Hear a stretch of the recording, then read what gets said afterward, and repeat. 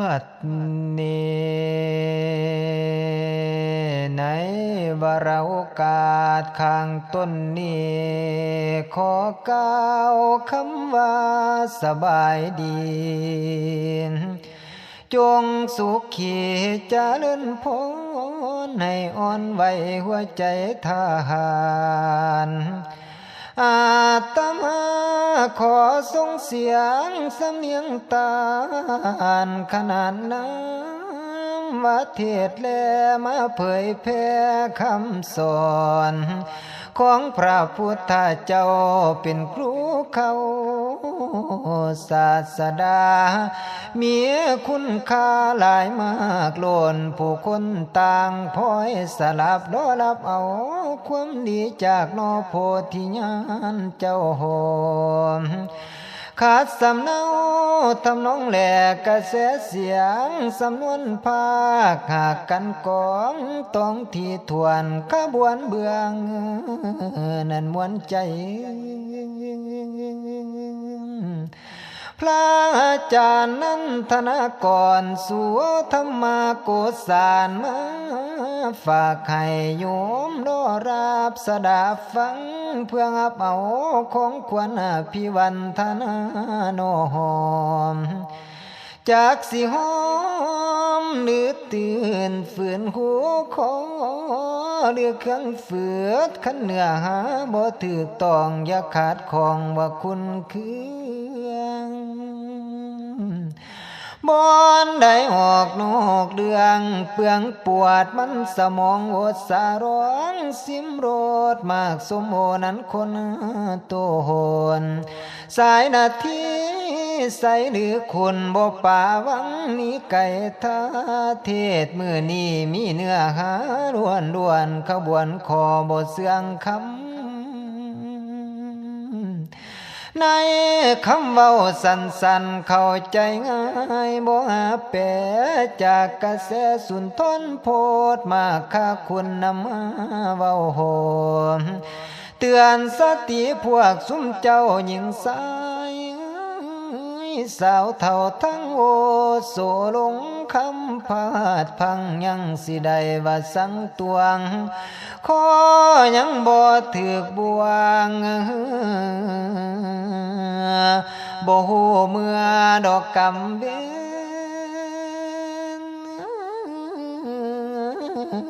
โอ้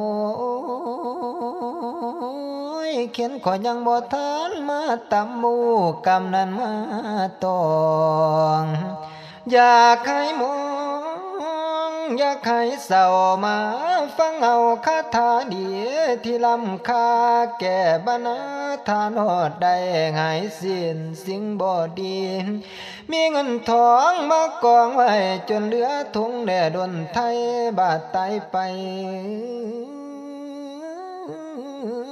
เงินเก็บหนึ่งกะบ่ได้ไผมาให้กระเป๋าได้พอสนานให้มาวาดดัดใจตนนี่ดื้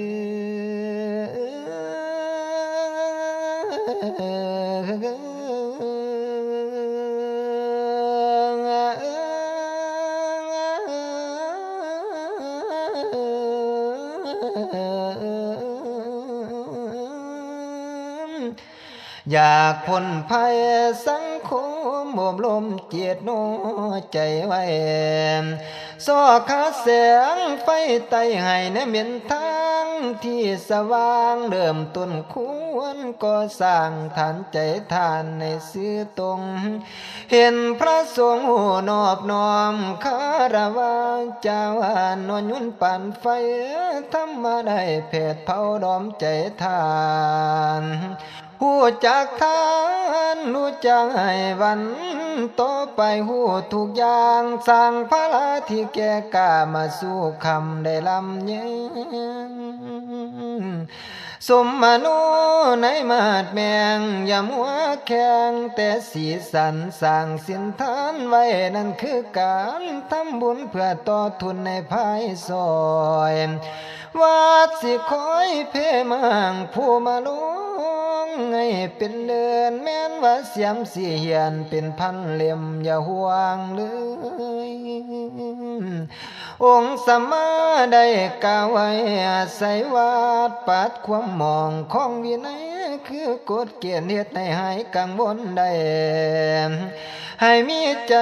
หนักแน่นแขนหัวใจไว้ให้เที่ยงบ่มีเสียงลำเอียงวาดบนทำก็สร้างพลาได้ศาสสิมังอารามคือบอนส่วนเศร้าวมของจิตใจพองใสมนุษย์ตั้งบุญสิยังเอาไว้เห็นบุญสิยังเอาไว้กำแพงตันกันความสัวหูตามัวเห็นวงแจ้งความดีเขาตอบสนองวาดคือบอนถือกตองปองที่ซองศีรษะไว้ใจบ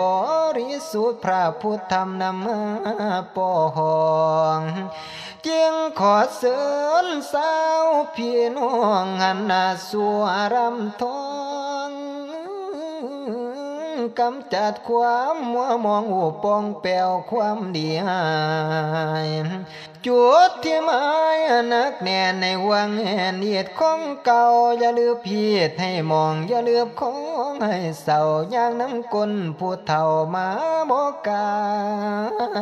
นั่นเฮาศรัทธาเฮาผู้เพิ่นมีมากล้วนคือเทียนแน่จังหันเพียนได้5%ก็ยังดีซื้อว่าทำบุญนี่อย่าได้หาขี้ใหม่เผาพันใจจนไว้บอ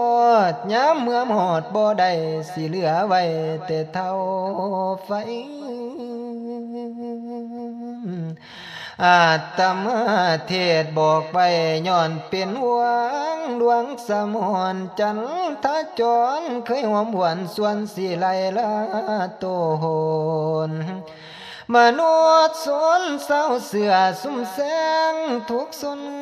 เผาเฮาเป็นเศร้าพูดแล้วใส่ตั้งว่าต่อทานการที่ลงว่านี่มีมากอานิสงส์ในจิตใจที่คายสับสนก็พ้นคลายหายพ้น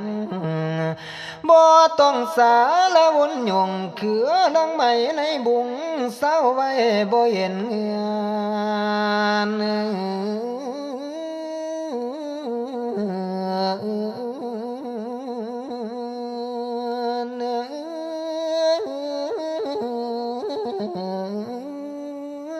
บ่มีแนวแปดเปื้อนหัวใจแผ่วนั้นพองใสวาดนี่เสียปองให้เห็นหอมควรความดีเป็นเทียงเพียงภาคผู้ถือกมรสุมกูหัวก่อนเคยมัวเมาเล่นสินธรรมโมคาคันได้มาวัดแล้วเสียนหูคู่สู่แนววาดนี่คือหน่วยแก้วสีซองเห็นค่าแก้วสองมือพักนั้นทอมตนโตเขาเฮาเกิดเป็นคนแล้วควรสิมีศีลประจำใจเอาไว้เนี่ยพ่อเป็นเครื่องช่วยแก่ยำเครื่องแขนขับหน่วยใจศีลนี้ซอยได้เห็นหอมกำเวนโอ้ยเป็นกฎเกณฑ์องค์สัมมาโนพุทโธองค์ลา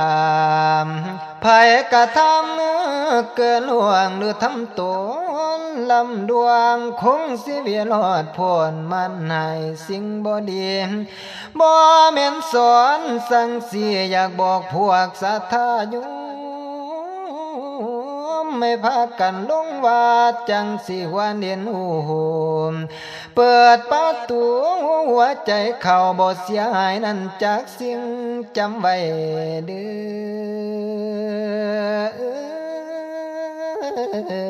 อ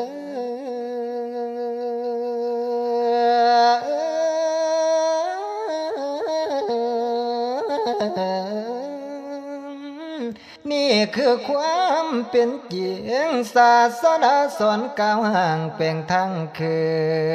นสู่สวรรค์นาสัทธา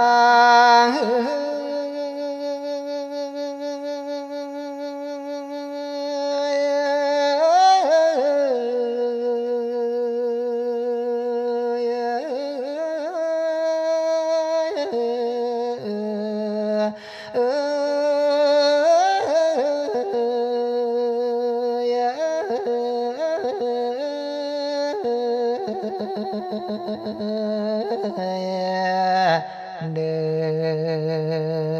นทางเข้าวัดอยู่บ่ไกลบ่ไกลขึ้นอยู่กับหัวใจแสนสบายมีความสุขนั้นได้เฮาไปพ้นเอิ้นทุกคนผู้ยังสารบนยุงหูตามือบ่ฮู้หอมวัดนั้นพร้อมอยู่แล้วขัดเก่าให้ท่านเป็นเสียงทุกเดือมีขันเจ้ามีสินบุญภาลานั้นล้นยิ่งทุกสิ่งอย่างความร่ำรวยจนล้นฟ้าเพียงเปลือกนกเท่านั้นมีไว้หลอกหน่วยตามมันบ่คือมีสินราคาสูงอันล้ำค่าภัยรักษาได้แล้วเงินคำนั้นบ่ทอสิ้นเกิดเป็นคนอย่าสิมัวตั้งแต่นี้หนวดความมั่งความมีเกียรติศักดิ์ศรีคือว่าคนอยู่บ่ดนพอดีสินนิติเป็นของควรของคำเป็นสมบัตินั้นล้ำค่าแม้นอยู่สุดขอบฟ้าเฮาก็พออยู่บ่ไกลสินนั้นอยู่ไกลไกลสินนั้นอยู่ในหัวใจเด้อ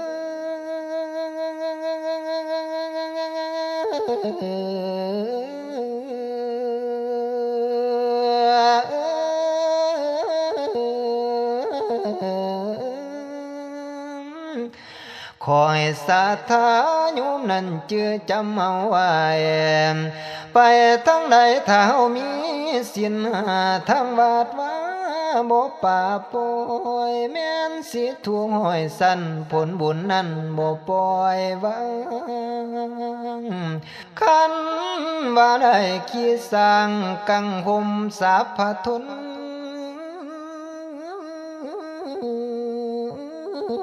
โอ้อย่าสุไลลืมคนผู้ลำดูนั้นเพียรเลี้ยง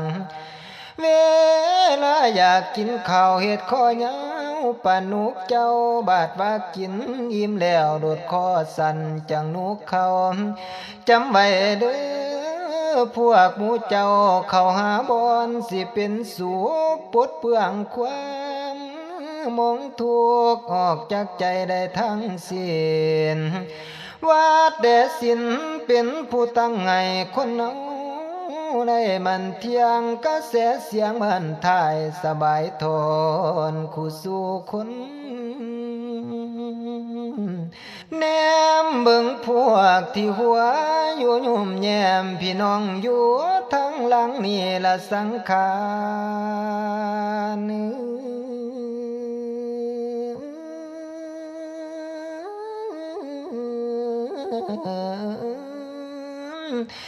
ี่ละสังขารของมนุษย์ความแน่นอนบ่มีแล้วมีตึกแถวเฮือนได้สั่นตายไปบ่ได้อยู่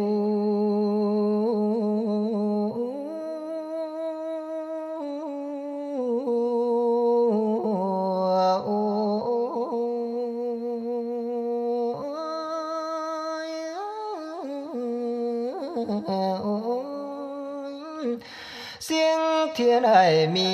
แต่น้ำหมากเผาเขาหดหน้าบัดหน้าตายจังไม่ญาติโยมทุกเขตข่ายเข้ามาสู่อารามท้องมองนั้นมีของดีสิวิธีให้เฮาโพนรวยเหนือจนบ่มีคนสิเทียบทานพากันมาทำทานเข้าวาดว่าวานกุศลรักษาศีลกินทานภาวนาพัมพร้อม